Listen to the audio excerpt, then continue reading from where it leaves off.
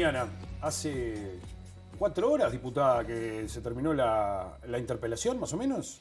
Prácticamente hace nada que terminamos, unas 4 horitas, sí. 4:30 de la mañana fue más o menos. Más o menos, 4:30 de la mañana fue que terminamos la interpelación, que Bien. había empezado a las 10. Que había empezado a las 10 de la mañana. Exactamente. Se te ve muy entera a pesar de eso. Bueno, uno va desarrollando algunas técnicas para aguantar la jornada eterna también. Bueno, ¿qué conclusiones son a primera vista las conclusiones que sacás sobre la interpelación de ayer a la ministra Azucena Arbeleche?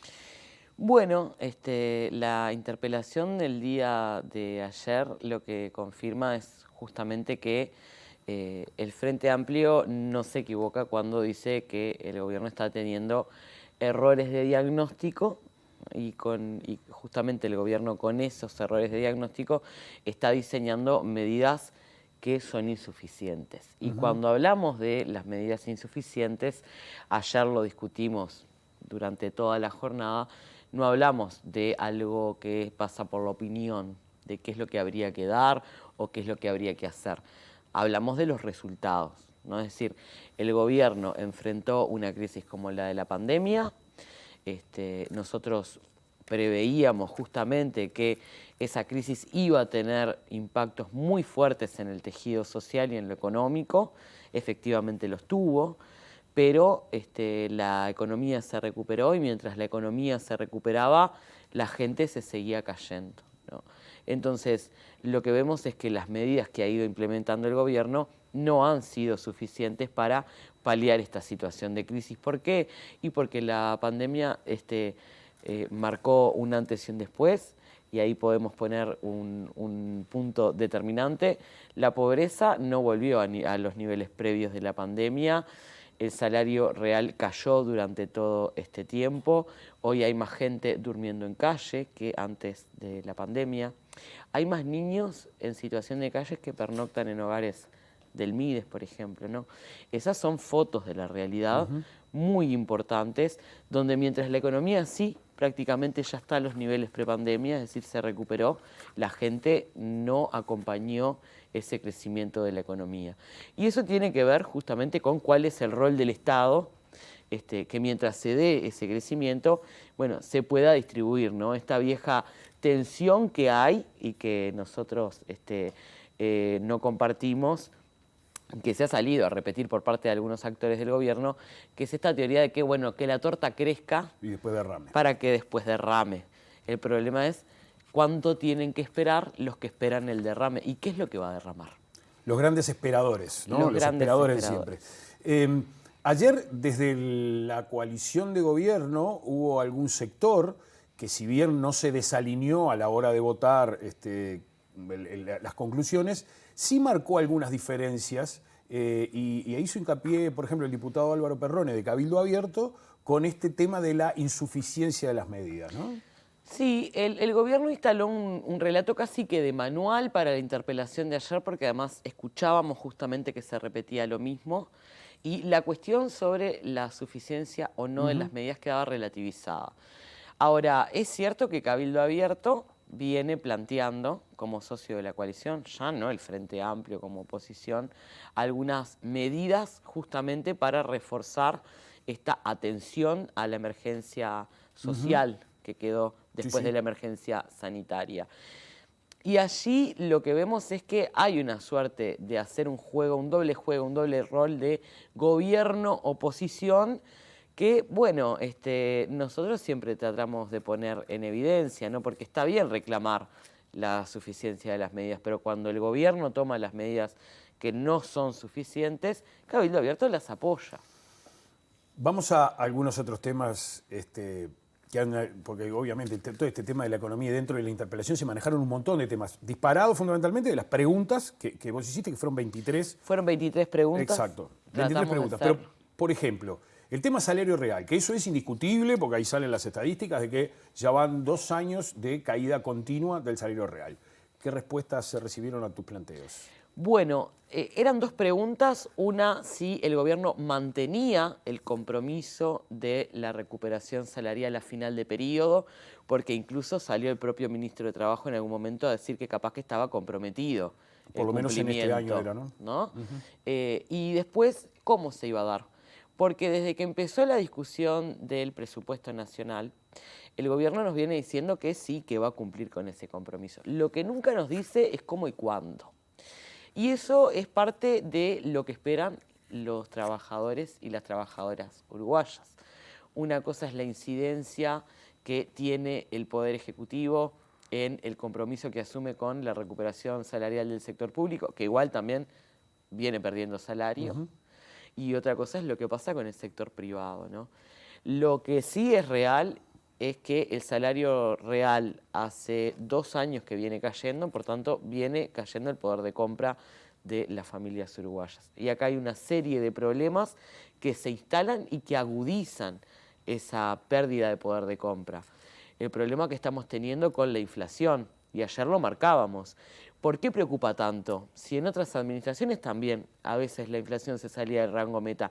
Y bueno, porque en las administraciones frente amplistas, por ejemplo, mientras subía la inflación, el salario real no caía. Es decir, siempre se trataba de compensar y entonces el poder adquisitivo no se iba perdiendo, como estamos viendo en estos últimos 2 años. Ahora, ¿la ministra dio alguna respuesta con respecto a qué caminos van a tomar para...? Con respecto al cómo no, nos contestó sí lo mismo que nos contesta siempre, que se mantiene el compromiso, y lo que no nos dijo es cómo, y lo que se nos llegó a decir por parte del oficialismo en el día de ayer es que esto era una pérdida salarial acordada con los sindicatos, y eso en realidad es bastante cuestionable, ¿no? Porque se supone que el gobierno negocia con el sector público. Hay una suerte de homogeneizar el sector público, porque como que se comparan, como que si estuvieran en la misma situación los cargos de dirección del sector público contra los salarios más bajos de la administración pública. Pongo el caso de los militares, de la policía, del personal de la salud. Entonces también se instala esta idea de que, bueno, que esto se acordó, esta pérdida salarial, pero es cierto que se habían comprometido a que en 2022 se iniciaba esta tendencia a la recuperación, y COFE rápidamente salió a denunciar que los primeros ajustes ya estaban por debajo de la inflación. Es decir, no solo no se recupera, sino que se sigue perdiendo salario. Otro tema que estuvo ayer arriba de la mesa fueron las cifras de la pobreza, que fueron muy criticadas en su momento cuando la ministra las hizo públicas, porque aparentemente no se compadecían con la realidad. Y ayer el tema volvió a estar ahí arriba de la mesa. ¿Qué sucedió con respecto a eso? Volvió a estar arriba de la mesa porque nos parecía que en un ámbito institucional, como la Casa de la Democracia, como el Parlamento uruguayo, era un ámbito para que la ministra pudiera rectificarse en caso de haber utilizado mal algunas cifras que hablan de datos muy sensibles, ¿no? Como la pobreza infantil. Ayer preguntamos, yo lo pregunté en particular unas 5 veces por lo menos, incluso redactamos las preguntas de una forma que la ministra las pudiera contestar con un monosílabo, sí o no. Era si la ministra podía afirmar al día de hoy que la pobreza en general, porque la pobreza en general aumentó, si la comparamos con el 2019, había descendido. Entonces, bueno, no se nos contestó directamente, vimos las mismas respuestas evasivas, pero además también lo que se nos dijo era que en ese momento se hizo una comparación con los datos que se tenían disponibles. Eso no es así. El INE produce datos semestrales también, a partir, sí, es cierto, de hace muy poquito tiempo, pero de última, si quería el dato de cómo fue el semestre, el primer semestre del año 2021 y 2029, eso sí lo podía encontrar porque está en la encuesta continua de hogares, y ahí se iba a dar cuenta la ministra que la pobreza infantil para la franja de 0 a 6 años no había bajado en realidad en términos significativos estadísticos como para decir que la pobreza bajó. Estaba dentro casi que de los márgenes de error. Se podría decir, no aumentó, pero no que descendió la pobreza. Pero además, la elección discrecional de agarrar una sola franja, la de 0 a 6 años, donde los números que estaba comparando, que además eran datos semestrales contra datos anualizados, le daban una diferencia a favor del discurso que quería instalar el gobierno. Porque después, cuando recorríamos las otras franjas, en las que se mide pobreza infantil, por ejemplo, la franja de 7 a 12 años y la franja de 13 a 17, bueno, ahí había subido y fue donde más subió la pobreza en Uruguay. La ministra defendió, como no podía ser de otra manera, su gestión, la gestión del Poder Ejecutivo en todo el tema económico. Habló puntualmente de algunas mejoras, por ejemplo, en la oferta laboral, en la generación de puestos de trabajo, y que dijo que esto iba a seguir sucediendo. ¿Cómo vieron ustedes esos temas? Porque eso también son datos fríos que hablan de que la desocupación en líneas generales está descendiendo más allá del tema de los jornales solidarios. Hay un problema que estuvo analizado por el propio Ministerio de Trabajo y la Universidad de la República, que es mientras baja la tasa de empleo, también cae la tasa de actividad. Y hoy el diagnóstico que tenemos es que durante la pandemia hay entre 18.000 y 35.000 uruguayos que ya no buscan trabajo directamente. Se retiraron del mercado de trabajo.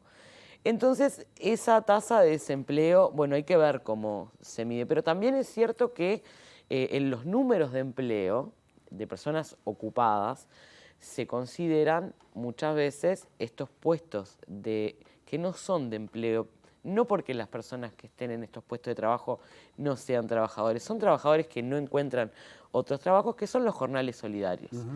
Para el programa que se presentaron 250.000 personas, para 15.000 empleos, que inicialmente se pagaba en 12.000 pesos nominales y que hoy son 6.250 pesos nominales. En la mano le quedan más o menos 5.300 pesos a cada beneficiario.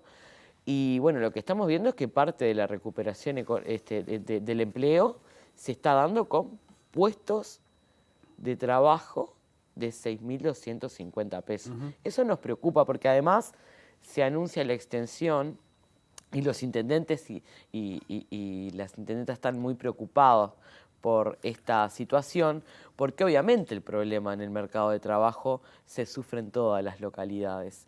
Ahora, lo real es que no puede ser la respuesta del gobierno que prácticamente la gran política activa de creación de empleo sean jornales solidarios, es decir, trabajo precario. ¿Esa es la gran política o hay otras cosas? Cuando se pregunta por las políticas de creación de empleo, se habla básicamente de jornales solidarios y después se habla de otra ley que de por sí no crea empleo, sino que tiene la estimulación de creación de empleo, que es la Ley de Promoción de Empleo.